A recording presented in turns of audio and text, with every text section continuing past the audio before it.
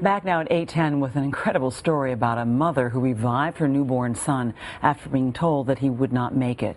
Well, the family is here this morning for an exclusive interview. But first, today, national correspondent Amy Robach has their remarkable story. Amy, good morning. And good morning to you. Doctors told Kate and David Ogg of Sydney, Australia, their baby boy was dead. But what happened was next was nothing short of a medical miracle. The birth of a baby, one of life's happiest moments. But for Kate and David Ogg, their elation came to a screeching halt after one of their twins, baby Jamie, born premature at 27 weeks, was pronounced clinically dead. Doctors told her, I said, Jamie didn't make it, we've lost him. The nurse handed the baby's limp body to his parents to say goodbye. But instead, the mother talked to her newborn when she could have been mourning him. This footage taken by her midwife. Jamie lay on his mother skin to skin for 2 hours. She cuddled him and stroked him and said, "Your twin sister Emily is fine." He started gasping more and more regularly. I'm like, oh my God, what's going on? She says the doctors told her not to get her hopes up. It's just a reflex. He can't be alive. Then a short time later, he opened his eyes.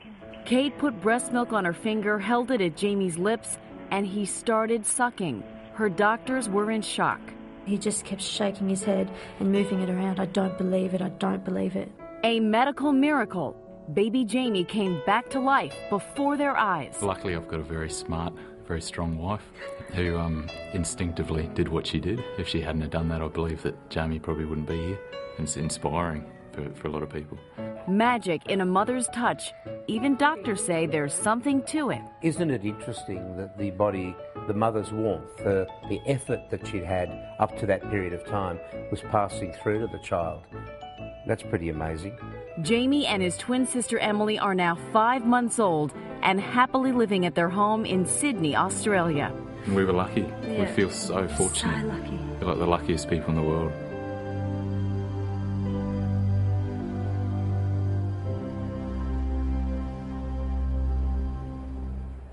A mother's touch, specifically holding a premature baby to her skin, is referred to in Australia as kangaroo care. It has helped premature babies feed and keep themselves warm, but this takes it to a whole new level. One blogger said it best, "It just goes to show you how a mother's love trumps all the known measurable science." Anne. All right, thanks a lot, Amy. And we're lucky to have Kate and David Ogg here with us this morning, along with their twins, Emily, and their miracle baby, Jamie. Good morning to all of you. Good morning. Kate, I've got to ask you, at that moment, after giving birth, after being told this devastating news, what made you react as you did? I'd carried him inside me for only 6 months, not long enough. But I wanted to meet him, you know, and to hold him and for him to know us as well. If he was on his way out of the world, we wanted for him to know who his parents were and to know that we loved him before he died. So you were loving him? Yeah, yeah. And talking to him? Yep. And telling him his name and his sister and how she was doing and all the things we wanted to do with him as he grew up. Trying to entice him to stay with us. We didn't want to let him go. You did. And you did? Yeah. Had you known about kangaroo care, this idea, before? Yeah.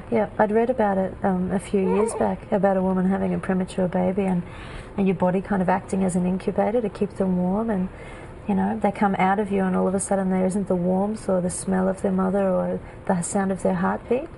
And so putting him back on my chest was as close as he could have been to being inside me where he was last safe, you know. Over the course of those 2 hours, you were hoping that he would come back to life?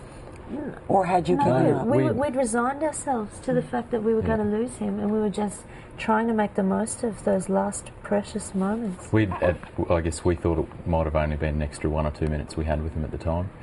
It ended up extending to over 2 hours, which we were very fortunate. And then it's still going on. So we felt extremely lucky. You even, it looks like, took off your shirt, David. I did. Kate turned to me and said, "Rip your shirt off. Let's surround him with love and body heat," and that's what we did. We just wanted to give him as much warmth as we could. and feel us and smell us. You talked about in the tape hearing him start to gasp. The doctor said this is just a reaction. Yeah. This is not anything more than his body just sort of reacting. Yep. When he opened his eyes, what was the emotion? What was the thought that you had? I think half of us was saying, what if he actually makes it? If he does, this will just be a miracle. The other half is saying, no, he's been declared dead. This is, it's purely reflex. And so then we thought, what a blessing, we get to see his eyes before he passes away. Yeah. And then they stayed open. Yeah, and he was lifting his head and he was grabbing my finger. Yeah. It was amazing. Yeah. And you have tears now just even thinking about it. Yeah. Because it was something that you never, at that moment, after 2 hours, thought would happen. Yeah. And you must have had to call the doctor in at that point? Yeah, well, he started making his first movements just 5 minutes after he'd been handed to us. But the movements were just getting stronger and stronger, and after 2 hours we thought, he's getting stronger, he's not dead. Eventually we fibbed to the doctor and said, because he wouldn't come back. We kept saying, he's doing things dead babies don't do. You might want to come and see this. And refused to believe that he was actually still alive.